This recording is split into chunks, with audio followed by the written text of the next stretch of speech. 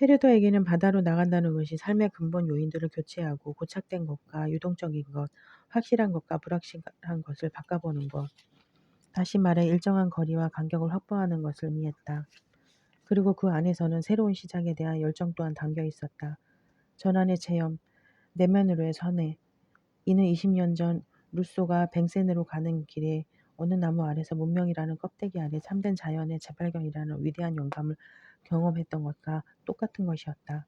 새로운 사람들, 새로운 나라와 관습을 아직 접하기도 전 헤르더는 그렇게 자기 자신과 만나고 자신의 창조적인 자아를 새로이 알게 된다. 그는 발트해의 부드러운 바람에 흔들리며 밀려드는 일련의 생각에 잠겨든다. 하늘과 바다 사이를 떠가는 한 척의 배가 드넓은 세계에 대해 생각할 거리를 던져주지 않는가. 이곳에서는 모든 것이 생각에 날개를 달아주고 움직임을 부여하며 숨쉴 여유를 주는구나. 바람에 펄럭이는 돛, 계속해서 흔들리는 배, 찰랑대며 밀려오는 파도, 흘러가는 구름, 끝없이 펼쳐지는 광활한 대기. 지상에서는 막다른 골목에 붙잡혀 있었고 하나의 상황이라는 좁은 영역 안에 갇혀 있었다. 아, 영혼이여, 이 세계에서 벗어난다면 내게는 어떤 일이 벌어질 것인가. 헤르더는 세상을 보기 위해 배에 올랐다라고 기록하고 있다. 하지만 참 얼마간 그는 요동치는 망망대해와 몇몇 해안선 외에는 세상이라고 할 만한 것을 거의 보지 못한다.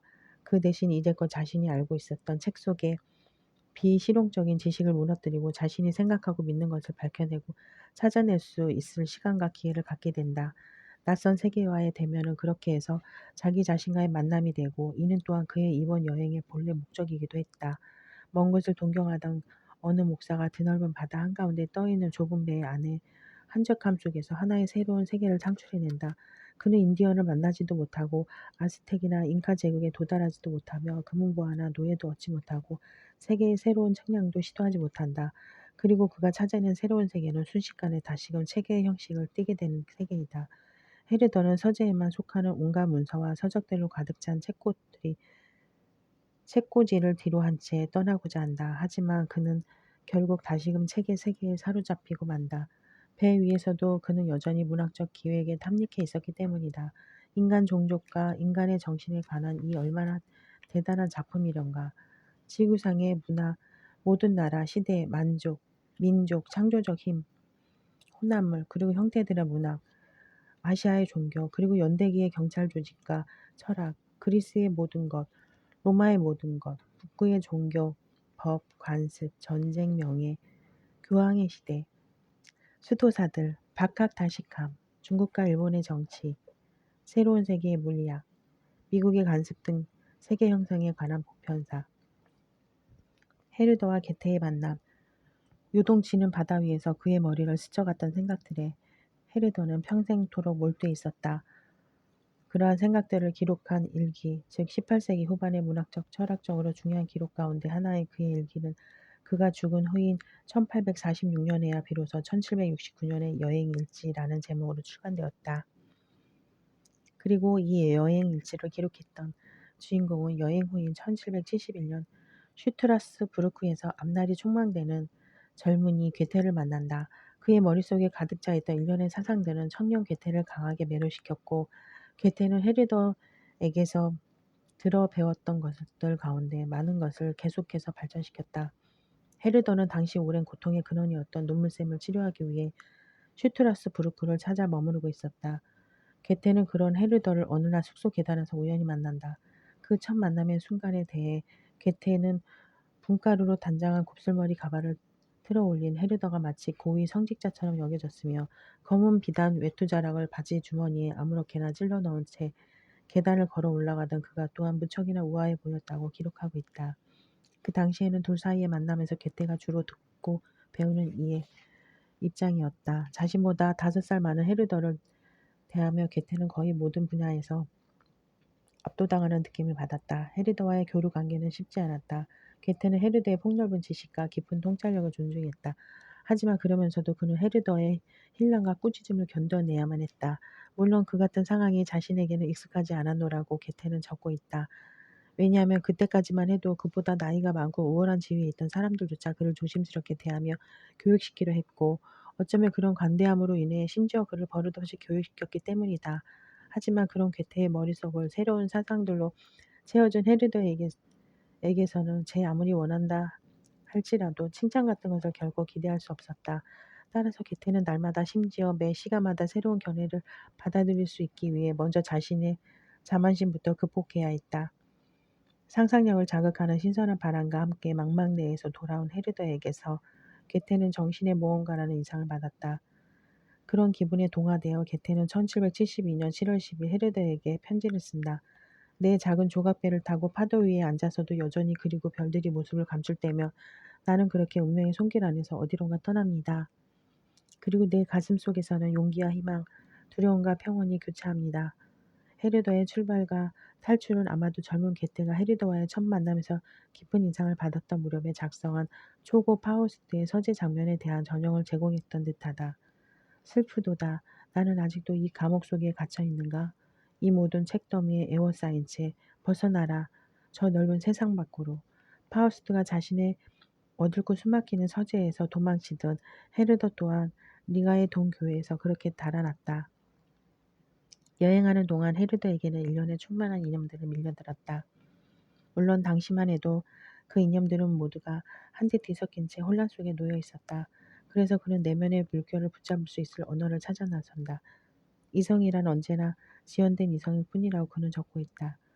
그는 그에 따르면 이성은 인간관계라는 개념을 가지고 작업하고 그렇기 때문에 창조적인 전체로서 온전히 이해할 수 없다. 그 까닭은 인간과의 과정은 예측 가능하지만 창조적인 과정은 예측 불가능하기 때문이다.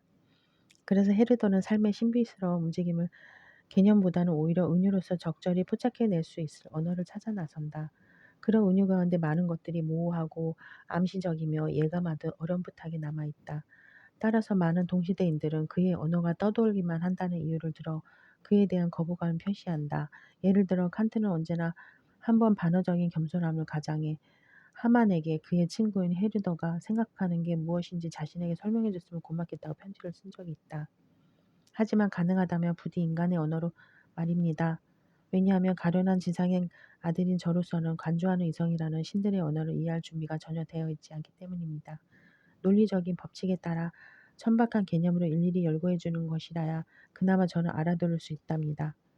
그 자신이 스승이자 뛰어난 학문적 동료로 간주하고 있던 칸트에 맞서서도 이성의 개념을 개혁하고자 할 만큼 헤르더는 자신감에 가득 차 있었다. 이성 비판 이전 단계의 칸트는 우주와 태양의 몇 지구의 생성에 관해 우주론적인 사색을 시도하고 인류학적, 민족학적, 지리학적 연구를 진행했다. 그리고 그런 칸트를 지켜보며 헤르더는 그가 자신과 정신적으로도 연결되어 있다고 믿어 의심치 않았다. 하지만 케니히스베르크의 철학자 칸트가 인간 오성의 한계를 열거하고 직감과 관조의 의미를 폄하하기 시작하자 두 사람 이내 갈라서고 만다. 헤르더는 순수 이성 비판을 공허한 말들의 집합이자 비생산적인 의혹의 표출이라 간주했다. 한 세대 후에 헤겔이 그러했던 헤르더는 오류에 대한 두려움 자체가 오류일 수 있다며 칸트를 비난했다. 헤르더는 어떠한 경우에건 인식 비판적인 전제에 방해받지 않고 충만한 삶을 이해하려 했다. 따라서 헤르더는 추상적인 이성에 맞서 살아있는 이성을 언급한다. 그에 따르면 살아있는 이성이란 구체적인 것이다. 그리고 살아있는 이성은 실존, 무의식적인 것, 비합리적인 것, 자발적인 것, 다시 말해 불분명하고 독창적이며 추진하고 추진되는 삶에 포함된다. 삶은 헤르덱에서 새롭고도 열광적인 의미를 부여받는다. 그리고 그 같은 의미의 반항은 계속해서 울려 퍼진다. 헤르더와의 만남 직후 게테는 자신의 메르테르로 하여금 소리치게 한다. 나는 도처에서 삶을 발견한다. 삶 외에는 아무것도 없다. 헤르더의 삶은 철학의 질풍노도 시대와 훗날 낭만주의의 천재 예찬을 촉진시켰다. 자유롭게 삶을 영위하고 자신의 독창적인 힘을 펼쳐나갈 수 있는 자는 천재로서 인정받는다. 당시에는 이른바 창조적 힘의 천재를 둘러싼 떠들썩한 예찬이 시작되었는데 그 안에는 활기차고 자신감 넘치는 다양한 연출과 오만함이 담겨 있었다. 질풍노도 시기에 시대 정신은 더 질풍노도이기에 시대 정신은 더 나은 자질로서 이른바 각자의 내면에 잠자고 있으며 마침내 세상에 선보이기면을 고대하고 있다는 천재성의 삼파역을 맡고자 한다. 훗날 괴테는 시와 진실의 제12장에서 당시의 일대소란을 되돌아보며 단어어조로 천재를 기술한다. 그에 의하면 천재란 비할 데 없는 용감함과 오만함으로 무장한 일련의 천재적 젊은이들이 때를 지어 나타났다가는 이내 무한의 세계 속으로 사라져갔던 저 유명하고 재능이 뛰어나면서도 평판이 좋지 않았던 문학시대를 대변하는 보편적인 구호였다. 게테와 그의 동료들은 천재시대를 맞아 실제로도 어느 정도는 미친 듯이 활동했었다. 헤르더와의 만남 그리고 1776년 바이마르로 이주한 후 게테는 평온한 예술의 도시 바이마르를 천재들의 일시적인 중심 무대로 만들었다.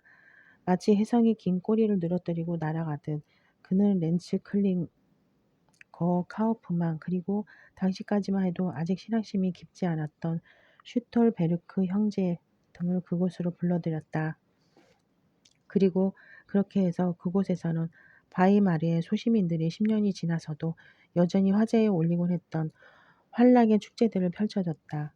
시대의 증인인 바티거는 당시의 모습을 다음과 같이 보고한다. 그 당시 한 번은 유난히도 떠들썩한 천재들의 술잔치가 벌어졌다. 그런데 모임이 시작되자마자 술잔은 모두 창밖으로 내던져졌고 그 대신 인근에 있던 어느 오래된 봉분에서 가져온 지저분한 유골 단지 몇 개가 축배의 잔으로 사용되었다. 적절치 못하다는 인상을 줄 만한 행동이나 장면들이 귀에 닿는 대로 끝없이 연출되었다. 렌츠는 광대 노름을 선보였고 클린거는 말고기 한 조각을 날 것 그대로 먹어치움으로써 다른 이들의 이목을 끌었다. 그리고 카우프만은 바이마르 공장의 연회장에 가슴에서 배꼽까지를 훤히 드러내고 머리를 풀어헤친 채 마디가 많은 커다란 지팡이를 짚은 마녀의 모습으로 나타났다. 그때의 천재적 기행으로는 친구였던 바이마르 공작과 함께 떠난 여행을 꼽을 수 있다. 말을 타고 가던 도중 두 사람은 옷을 바꿔 입어 변장을 하고는 에로틱한 모험을 찾아 나섰다. 베티거는 보고한다.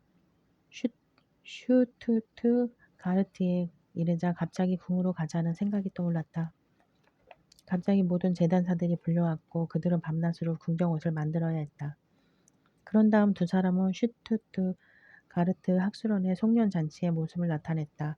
여행 중이던 두 명의 천재의 바이마르 공작과 그의 친구 게테는 그곳 2층 관람석에 자리한 칼 오이겐 공작의 옆에 귀빈 자격으로 함께 앉아 온화하고 겸손한 모습으로 시상식 장면을 지켜보았다. 그때 마침 한 학생이 상을 수여받고 있었다. 그는 바로 이제 얼마 지나지 않아 천재로서의 경력을 마음껏 펼치게 될 프리드리 실러였다. 실러 또한 그 자신의 질풍노도기를 맞아 강렬한 상을 마음껏 즐기며 참여하게 된다. 들끓고 싹터 오르는 불안 속에서의 삶 또한 엄청난 것으로 그 앞에서는 의식이 기겁을 해 뒤로 물러선다. 훗날 니체가 그러했듯 헤르더는 살아있는 것의 불안함, 심연 또한 환기시킨다. 우리들 정신의 가장 깊은 심연이 밤으로 뒤덮여 있다는 것은 진정 멋진 일이다.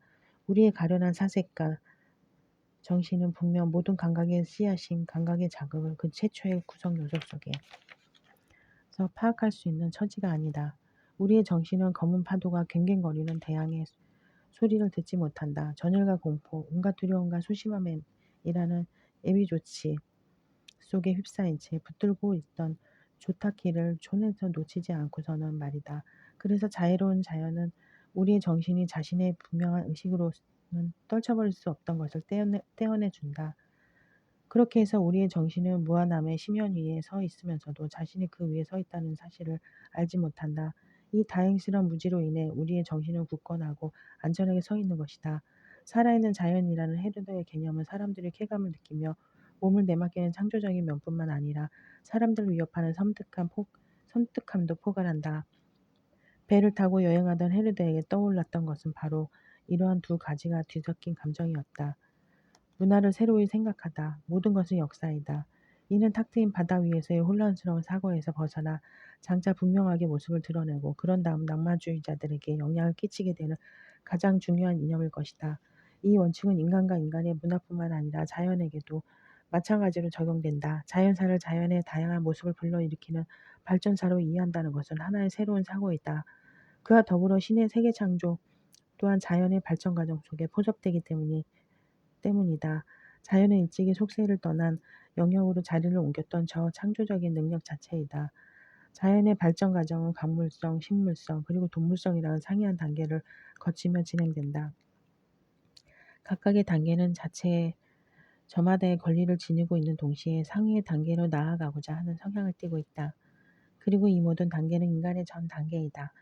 인간은 자연 속에서 작용하는 창조적인 능력을 이제 독자적으로 연출할 수 있으며 또 그래야만 한다는 사실에 바로 인간의 탁월성은 놓여 있다. 인간은 자신의 지적 능력과 언어에 힘입어 그렇게 할 수 있으며 타고난 본성이 상대적으로 부족하고 그래서 덜 보호받기에 그렇게 해야만 한다. 문화를 창출해내는 능력은 그러므로 인간의 감정이자 강점이자 약점의 표현인 것이다. 인간은 문화를 창출하는 결핍된 존재라는 사고와 더불어 헤르더는 현대 인류학의 선구자가 된다. 헤르더에 따르며 인류의 문화사는 자연사에 포함된다.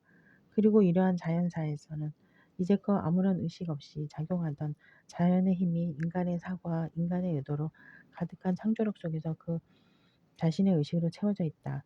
삶의 환경으로서의 문화 형성과 자기 자신에 통한 인간의 개조를 헤르더는 인간의 증진이라고 일컫는다. 인간성은 자연과 대립되는 것이 아니다.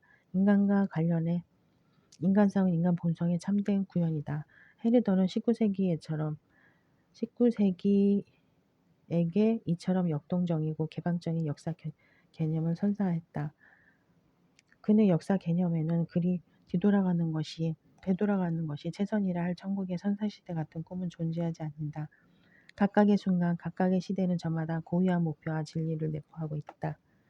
그것들을 붙잡아 개조시켜야만 한다. 루소는 현재의 문명을 인간 삶의 타락이자 소외 형태로 설명했다. 하지만 그와는 달리 헤르더는 그러한 목표와 진리를 찾아 나선다. 이와 연관해 헤르더는 1769년의 여행일지에서 다음과 같이 밝히고 있다. 인류는 모든 시대에 있어 단지 저마다 다른 방식으로 행복이라는 총합을 갖는다. 루소처럼 더 이상 존재하지 않고 존재하지도 않았던 시대를 칭송한다면 우리는 우리의 시대에서 벗어나는 것이다.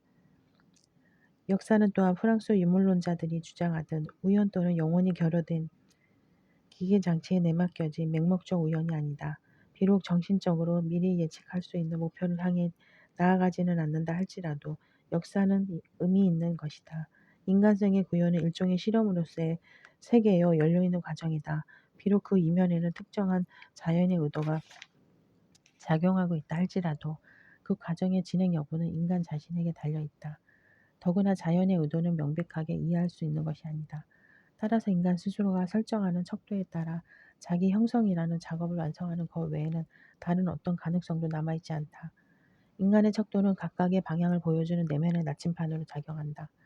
그리고 그 안에서 공동체적인 자기 발전은 최고도로 수행될 수 있다. 역사의 과정은 일직선적으로 진행되는 것이 아니라 단절과 변형을 거쳐 완성된다. 이런 의미에서 헤르더는 충격과 혁명 그리고 때에 따라서는 열광적이고 강압적이며 심지어는 혐오스러워지기까지 하는 감정들을 고려할 수 있을 것이라고 밝힌다. 이들은 새로운 것을 분출해내는 일종의 화상과도 같은 것으로 그로 인해 놀라서는 안 된다는 것이다.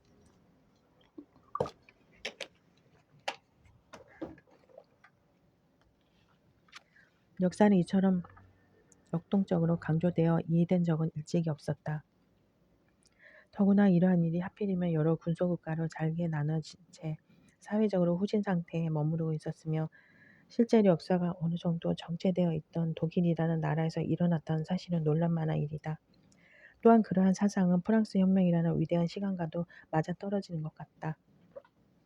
왜냐하면 그때가 되어서야 비로소 헤르더가 이미 20년 전의 역사로부터 기대했던 일들이 역사에 의해 현실에서도 실현되는 것 같은 상황이 펼쳐졌기 때문이다.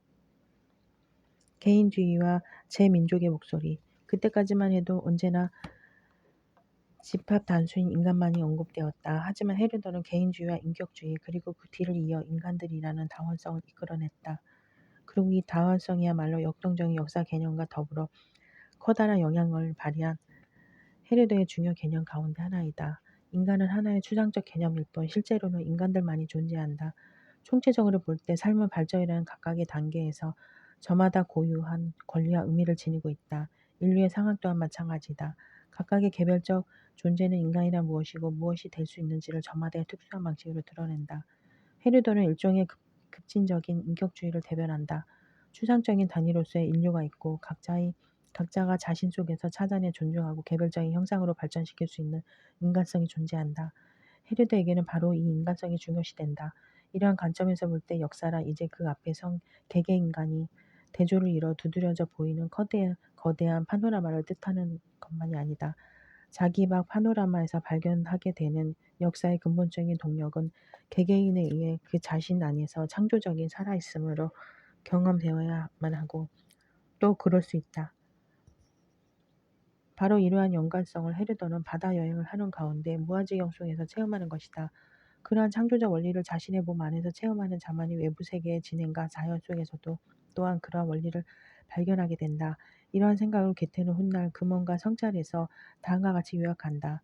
자기 자신 속에서 역사를 체험한 자 외에는 어느 누구도 역사에 대해 판단할 수 없다.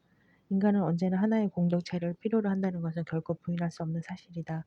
그렇다 할지라도 이제는 자신을 개별적 존재로 형성시키는 개개인이 의미중심이 된다. 따라서 헤르더는 공동체는 저마다가 자신의 개별적인 삶의 배아를 발전시킬 수 있게끔 조직되어야 한다고 주장한다. 공동체는 이러한 발전에 있어서 상호간의 도움을 주기 위한 연결고리이다. 이 경우 공동체를 통한 개개인의 통합은 단순히 개개 구성원의 총합만을 형성하는 것이 아니다. 개개인의 통합은 상호작용을 통해 매번 독특한 정신을 생성한다. 그리고 통합해서 비롯되는 이 독특한 정신은 구성원 각자에게 정신적 삶의 필수 요소를 제공한다.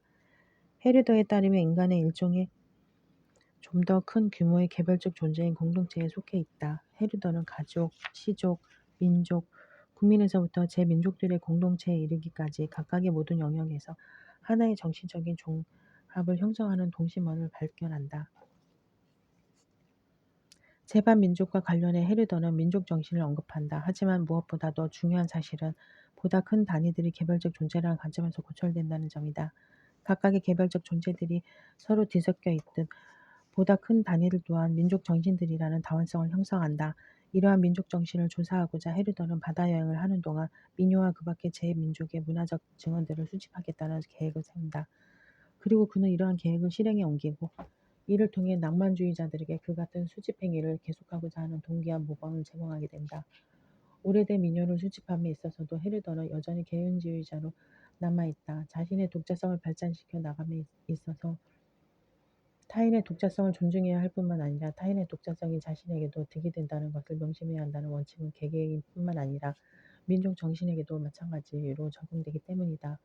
수많은 민족, 수많은 목소리, 이러한 다양성이 비로소 인간적인 것의 풍요로움을 꽃피게 한다. 편협한 애국주의는 헤르도와는 거리가 멀다. 그는 다른 민족을 그들 자신의 전통 속에서 좀 더 잘 이해할 수 있도록 돕고자 했다. 나는 제 민족의 사고방식을 추적했다. 그 결과 어떠한 체계를 적용하거나 심사숙고하지 않고서도 내가 알아낸 바는 각각의 민족이 그들 나라의 종교, 그들 조상의 전통, 민족의 개념에 따라 기록을 생성해냈다는 사실이다. 그리고 그러한 문서들은 문학적인 언어와 옷, 시적인 리듬 속에서 모습을 나타내며 그러므로 그들의 것 가운데 가장 오래되고 주목할 만한 것의 근원에 관한 신화적 민족의 노래라는 사실이다. 헤르더는 리가에서 러시아인, 리플란트인, 폴란드인으로 구성된 다양한 민족들과 함께 살았다. 정치적으로 러시아의 영향권 아래 놓여 있던 도시공화국 리플란트의 상류계층은 독일인이었다. 물론 다른 민족들과 한데 어울려 사는 상황 속에서 독일의 문화 전통에 대해 헤르더의 애착은 중대되었다. 하지만 대부분 극심한 빈곤 속에 처해 있던 리플란트인과 러시아인들에 대한 정의감과 호기심에서 그는 성직자이자 목사로서 독일 공동체라는 울타리를 벗어나고자 노력했다.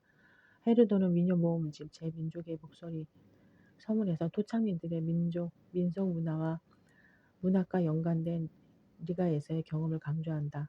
내 자신이 살아있는 민족들에게서 저 오래되고 야성적인 노래와 리듬과 춤의 생생한 잔재를 목격할 수 있는 기회를 가졌다는 사실을 아십니까? 그들의 언어와 노래와 풍속은 우리가 완전히 배울 수 없을 정도로 풍성합니다. 그 대신 우리는 그들에게 아주 몹쓸 것을 주거나 전혀 줄 수 있는 게 없습니다. 미녀 수집가 헤르더는 자기 자신의 문화의 뿌리를 확인하며 어떠한 오만함도 없이 독일의 양식과 예술을 장려하고 활성화하기 위해 노력한다. 하지만 그가 다른 사람에게서 그 같은 오만함을 느낄 때이거나 아니면 사람들이 그 자신을 그렇게 오해하고 있다는 걸 알아차릴 때면 그는 아주 불쾌한 반응을 드러내곤 했다. 민족이란 무엇인가? 풀을 뽑지 않아 화초와 잡초로 가득 찬 거대한 정원이다. 그누가 이러한 어리석음과 실수, 탁월함과 미덕의 집합지를 아무런 구분 없이 자신의 것으로 받아들이려 하겠는가? 그리고 다른 민족들을 향한 창을 거두려 하겠는가? 할 수 있는 만큼 민족의 명예에 기여하자. 사람들이 민족의 명예에 부당한 짓을 행할 때면 우리는 또한 그것을 지켜내야만 한다. 일부러라도 민족의 명예를 칭송하자. 나는 그 같은 행동을 일종의 자기 명예라고 간주한다. 개개인과 마찬가지로 개개의 인간과 마찬가지로 하나의 종족 또한 나아가 하나의 민족 역시 다른 민족에게서 배우고 다른 민족과 더불어 배운다는 사실은 분명 자연의 성향이다. 이 세상의 어느 민족도 신에 의해 선택된 유일한 민족이 아니라는 간단치 않은 교훈을 마침내 모두가 깨닫게 되기까지 말이다. 진리는 모두에 의해 추구되어야 하며 공동의 선이라는 정언은 모두에 의해 읽어져야 한다. 그러므로 유럽의 어느 민족도 다른 민족에게 등을 돌려서는 안 되며 오직 내게만 모든 지혜가 깃들어 있다고 망언을 해서는 안 된다. 헤르더의 애국심은 민주적이었고 문화의 다양성을 중요시했다.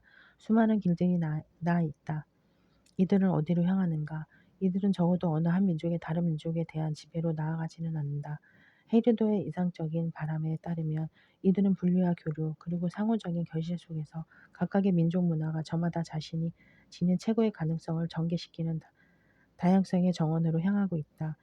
헤르더가 제반 민족 문화에서 작용하는 것으로 인식했던 창조적인 원칙은 또한 그로 하여금 민주주의에 적극 공감하게 했다. 훗날 괴테는 헤르더가 프랑스 혁명을 옹호하고 나섰던 일을 달가워하지 않는 가운데 자신의 동료인 헤르더를 종종 순수 자코핑 당원이라고 비난하기도 했다. 시간의 흐름 속에 놓인 사물의 흔들림에 관하여 역동적인 역사의 발견과 그에 따른 당당한 개인주의, 그리고 민족 문화의 유구한 유산들 앞에서의 경험 등은 서양 정신의 실질적인 휴지부를 생성했다. 그 후 특정 대상을 역사적으로 보는 것은 아주 당연한 일이 되었다.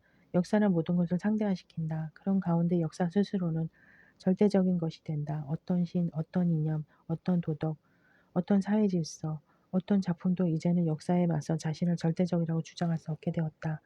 한때 불변하는 관념과 계시 하늘에서 굳건히 자리 잡고 있었던 진선미조차도 생선과 소멸이라는 변화의 소용돌이 속에 빠져들었다. 실로는 말한다. 아름다움 또한 소멸될 수밖에 없다. 아울러 신들의 황혼, 그 신들과 세계의 멸망과 가치의 전도 또한 역사의식의 결과이다. 그러기에 드넓은 바다에서 건져 올렸던 헤르더의 사상들을 일컬어 낭만적이라고 말할 수 있을 것이다.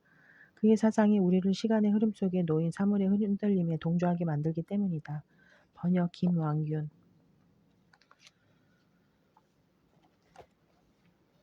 공포의 미학. 호프만은 해방전쟁 동안 손에 포도주 잔을 들고 호기심에 차서 드레스덴의 전투에 참여한다. 이는 끔찍한 것에 대한 반응으로서의 공포의 미학의 다름 아닌 것이다. 그는 관음증자가 되거나 혹은 회피하는 데 두 경우 모두 판타지가 작동한다. 드레스덴 전투가 한창일 때인 1814년 그는 황금 항아리 즉 그 부제가 말해주듯 새로운 시대의 동화를 시작한다.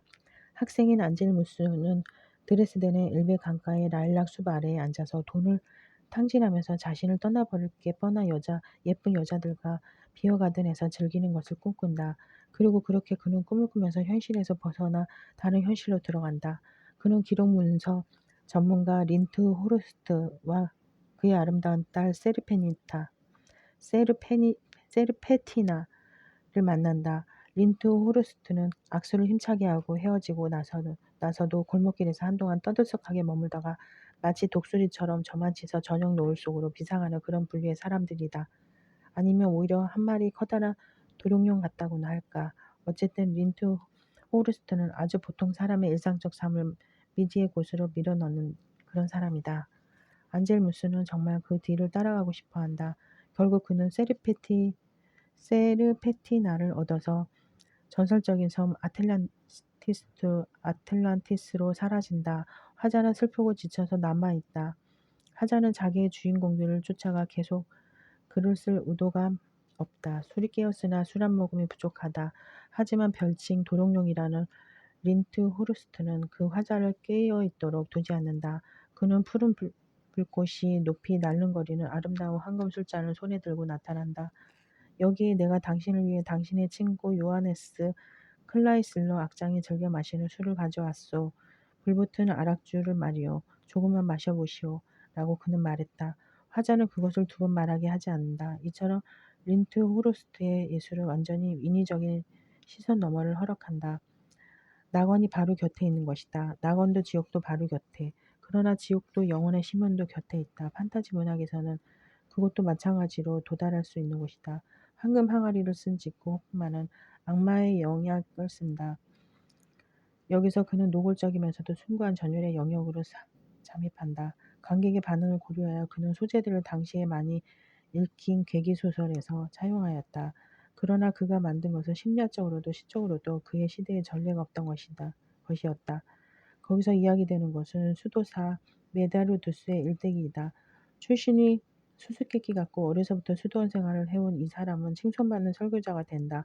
그는 고해소에서 사랑에 빠진다. 그는 수도원이 너무 갑갑해서 연인을 찾기 위해 그곳을 떠난다. 그는 도플갱어를 만나고 그를 죽였다고 생각하며 그의 역할 속으로 들어가 몇 건의 살인을 더 저지른다. 하마터면 그는 실수로 연인마저 죽였을지도 모른다. 그는 도망가서 정신병원에 숨는다. 그리고 자기가 그런 끔찍한 일을 정말 저질렀는지 의심한다. 그리고 음모에 휘말려 바티칸의 지하 감옥에 갔다가 교양의 수도원으로 돌아와서 참여하려고 한다. 그리고 자기의 도플갱어가 갑자기 나타나 애인을 죽이는 것을 목격한다. 그는 세상을 체념한다. 그리고 최후에 단지 자기의 끔찍한 모든 악운을 이야기할 힘만을 얻는다. 이것이 그의 마지막 참회 행위였다. 이것은 인격의 분열에 관한 이야기이다. 그런 이야기가 그때까지 그렇게 공감 가도록 묘사된 적이 없었다. 호프만은 자신을 잘 알고 있었다. 그는 자기의 판타지가 자신을 압도할 때면 자기가 미칠지도 모른다는 공포 속에서 살았다. 소설에서 그는 정신분열적인 자신과 대면했던 끔찍한 한순간을 묘사한다. 메다루두스가 살해 혐의로 감옥에 앉아 있다. 땅바닥 밑에서 무언가가 두드리고 부르고 긁는 소리가 들린다. 거기서 누군가가 올라오려고 한다. 메다루두스는 두렵지만 바닥에서 돌을 파내기 시작한다.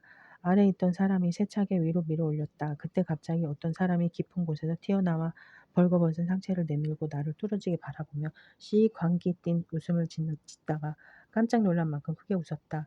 램프빛이 가득히 얼굴을 비추었고 나는 그것이 나 자신을 인식했다. 나에게서 의식이 빠져나갔던 것이다. 메다루두스는 자기의 도플갱어에게서 더 이상 벗어나지 못한다. 도플갱어는 그의 어깨에 웅크리고 앉아 그를 어두운 숲으로 데려가게 된다. 호프만 자신은 이러한 운명에서 벗어날 수 없었다. 그는 언제나 판타지와 현실의 얽힘을 푸는 데 성공했다. 그는 충분히 사실주의자였다. 그렇기 때문에 그는 혼란의 쾌락을 허용할 수 있었다. 그는 그것을 브람빌라 공주에서 가장 아름답게 연출했다. 그는 이러한 멋진 카프리치오에 대한 자극을 깔로의 애칭과 연작 스페사니아의 댄스를 통해 받았다. 이 애칭화는 코메디아 델 아르테의 전형을 묘사하고 있다. 이것은 호프만이 한 편지에서 썼듯이 그의 동화에서 가장 대담한 것이리라. 많은 사람들은 호프만의 자유분방하고 혼란스러운 판타지의 편력을 더 이상 쫓을 수가 없었다. 하이네나 보들레르 같은 사람들은 브람빌라 공주를 호프만의 가장 천재적인 작품으로 간주했다. 하이네는 브람빌라 공주를 읽고 이성을 잃지 않는 사람은 잃을 이성이 없는 사람이라고 말했다. 이 소설에서 판타지와 현실은 뒤엉킨다. 하지만 모든 존재의 이중성에 대한 경쾌한 인식에 의해 환하게 밝혀진다. 그 환한 빛 속에서 유의가 시작될 수 있다. 지상과의 접촉을 유지하지만 고공비행, 즉 변신하는 판타지를 포기하지 않은 유의. 이 유의는 오래된 것이다. 호프만이 그것을 고안한 것은 아니다. 카니발의 변신 놀이가 그것이었다. 호프만은 외부의 무리한 요구를 방어하고 내면의 심연에 전통함으로써 19세기 문학에서 위대한 카니발리스트가 된다. 마술사이자 야바이꾼인 첼리오나티는 별칭 바스티아넬로 영주로서 연출가이기도 하다. 로마의 카니발 기간 동안 그는 무대가 전혀 없고 같이 연기하는 인물들이 자기들이 연기한다는 것을 인식하지 못하는 연극을 연출한다. 1시간이면 통과하는 로마의 시가행진에서 작은 세계 연극이 벌어진 것이다. 모든 것이 예쁘게 어우러져 있다. 오래된 사랑의 유의가 공연된다. 사랑하는 두 연인은 갈라졌다. 화해하고 헤어졌다. 다시